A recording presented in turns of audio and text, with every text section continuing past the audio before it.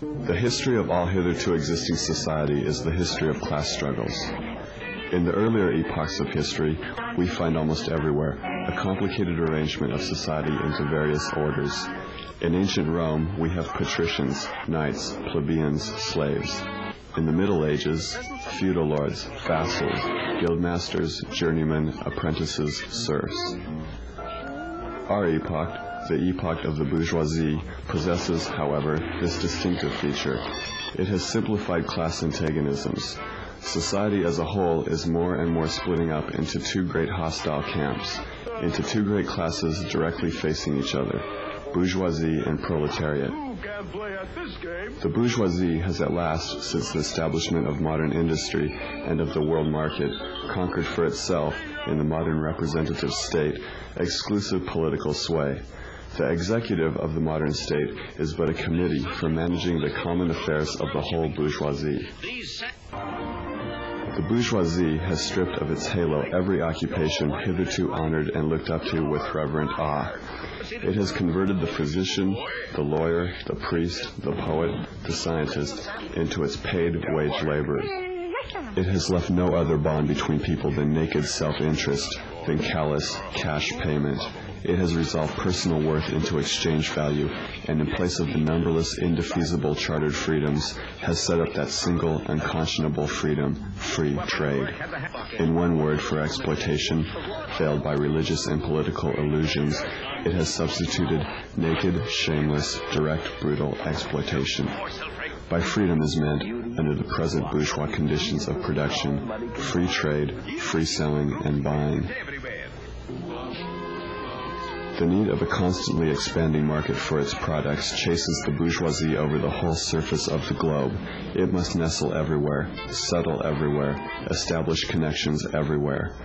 All old established national industries have been destroyed or are daily being destroyed. They are dislodged by new industries, whose introduction becomes a life and death question for all civilized nations. By industries that no longer work up indigenous raw material, but raw material drawn from the remotest zones. Industries whose products are consumed not only at home, but in every corner of the globe. In place of the old wants, satisfied by the production of the country, we find new wants, requiring for their satisfaction the products of distant lands and climes.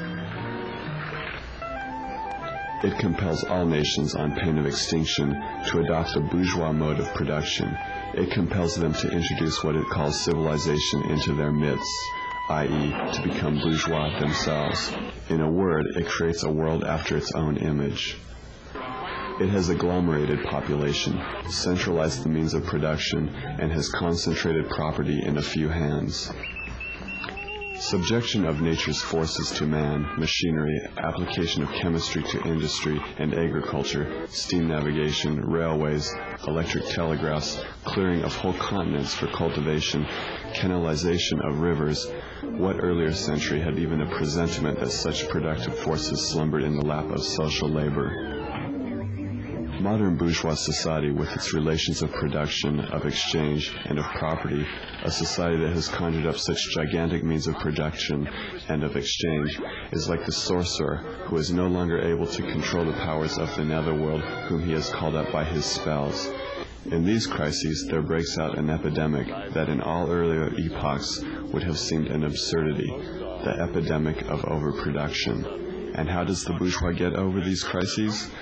On the one hand, by enforced destruction of a mass of productive forces, on the other, by the conquest of new markets, and by the more thorough exploitation of the old ones. The various interests and conditions of life within the ranks of the proletariat are more and more equalized in proportion as machinery obliterates all distinctions of labor and nearly everywhere reduces wages to the same low level. The proletarian movement is a self-conscious, independent movement of the immense majority in the interests of the immense majority. The proletariat, the lowest stratum of our present society, cannot stir, cannot raise itself up without the whole superincumbent strata of official society being sprung up into the air. Now and then the workers are victorious, but only for a time. The real fruit of their battle lies not in the immediate result, but in the ever-expanding union of the workers. This union is furthered by the improved means of communication which are created by modern industry and which place the workers of different localities in contact with one another. We communists have been reproached with the desire of abolishing the right of personally acquiring property as the fruit of one's own labor, which property is alleged to be the groundwork of all personal freedom, activity, and independence. Hard-won, self-acquired, self-earned property? Do you mean the property of the petty artisan and of the small peasant? There is no need to abolish that. The development of industry has to a great extent already destroyed it and is still destroying it daily. You are horrified at our intending to do away with private property, but in your existing society, private property is already done away with for 9/10 of the population. Its existence for the few is solely due to its non-existence in the hands of the 9/10. Communism deprives no one of the power to appropriate the products of society. All that it does is to deprive him of the power to subjugate the labor of others by means of such appropriation. The bourgeois claptrap about the family and education, about the haloed co-relation of parent and child, becomes all the more disgusting the more, by the action of modern industry, all family ties among the proletarians are torn asunder, and their children are transformed into simple articles of commerce and instruments of labor. The bourgeoisie has torn away from the family its sentimental veil, and has reduced the family relation to a mere money relation. Nothing is more ridiculous than the virtuous indignation of our bourgeois at the community of women which, they pretend, is to be openly and officially established by the communists. The communists have no need to introduce community of women. It has existed from time immemorial. The workers have no country. We cannot take from them what they have not got. Political power, properly so called, is merely the organized power of one class for oppressing another. In place of the old bourgeois society, with its classes and class antagonisms, we shall have an association in which the free development of each is the condition for the free development of all.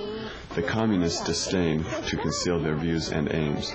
They openly declare that their ends can be attained only by the forcible overthrow of all existing social conditions. Let the ruling classes tremble at a communist revolution. The proletarians have nothing to lose but their chains.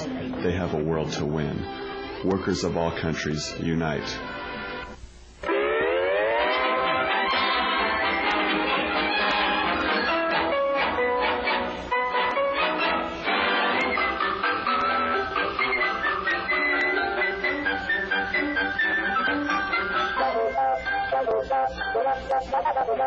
Thank you.